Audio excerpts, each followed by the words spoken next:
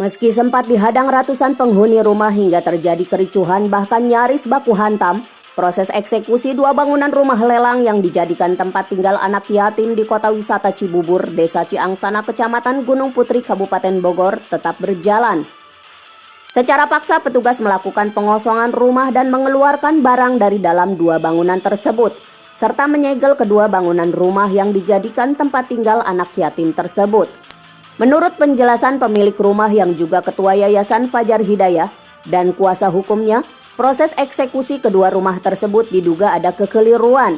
Pasalnya kasus persoalan utang piutang antara pemilik rumah dengan penggugat sudah dilunasi melalui bank. Bahkan dua rumah yang menjadi objek sengketa juga sudah lunas. Juga dalam putusan pengadilan bukan kedua rumah tersebut yang menjadi objek eksekusi. Namun pada kenyataannya, kedua rumah tersebut yang dieksekusi dan pihaknya sedang melakukan proses gugat. Nah, ini yang kita nggak mengerti hukum kita ini apa sebenarnya. Saya bukan ahli hukum ya, tapi saya merasa heran sekali. Kenapa objeknya itu adalah sekolah di Cikarang Pusat, sekolah di bawah hukum yayasan, tiba-tiba diskusi itu adalah rumah milik pribadi. Nah, inilah yang kita sekarang secara hukum melakukan sebuah perlawanan dan gugatan, dan mungkin gugatan berikutnya ada lagi karena mereka merasa dizalimi sekali. Jadi inilah yang kita lawan sebenarnya, baik itu eksekusi ini tidak memberi kita ruang untuk melakukan gugatan ini biar dia berjalan dulu, perlawanan biar berjalan dulu, biar dibuktikan, jangan zalim ini berlanjut.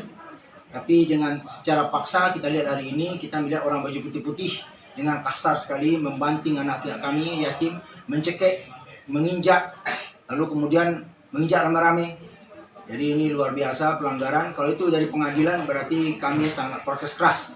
Kenapa dilibatkan orang yang bisa menganiaya anak yatim sebegitu rupa? Dan bagi saya atau bagi kami dari saya suami istri dan juga saya ketua Yayasan Fajar Hidayah, ini adalah sebuah kezaliman yang akan kami lawan secara hukum.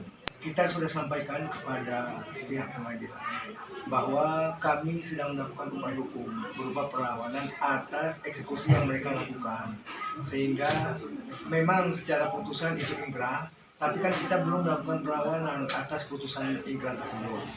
Nah, yang menjadi penolakan kita adalah terhadap objek yang dieksekusi. Kenapa?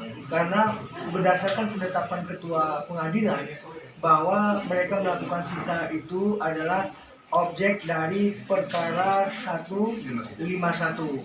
Itu dia dasarnya. Ternyata setelah kita baca, kita buka, kita analisa, tidak ada di dalam putusan itu menyebutkan bahwa objek rumah ini adalah bagian yang akan dieksekusi. Nah, itu yang kita persoalkan dari waktu eksekusi pertama yang kemarin mereka batal atau tertunda. Nah, hari ini juga kita sampaikan supaya tidak terjadi kekeliruan hukum yang berkepanjangan, maka sebaiknya tunggu dulu proses ini sampai memiliki keputusan tetap. Itu yang pertama. Yang kedua, kita sampaikan bahwa ketika kalian masuk ke dalam, objek yang dimaksud yang kalian lakukan terhadap eksekusinya adalah tempat tinggal para anak yatim, tempat kehidupan mereka, tempat mereka sehari-harinya berada dilindungi di tempat itu. Sehingga kita bilang hukum dengan undang-undang perlindungan anak melindungi atas itu. Dan persoalan ini juga bukan hanya sebatas antara pengadilan dengan kami, dengan pihak pemenang eksekusi, tetapi sudah sampai kepada Komisi Perlindungan Anak.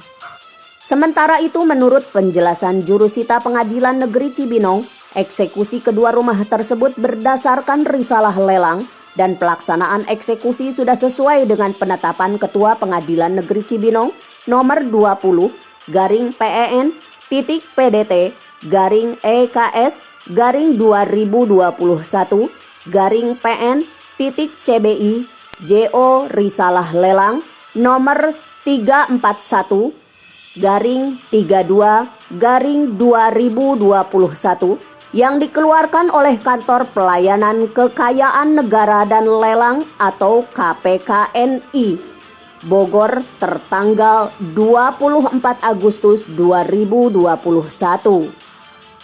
Dari Gunung Putri, Kabupaten Bogor, Edi Junaidi melaporkan.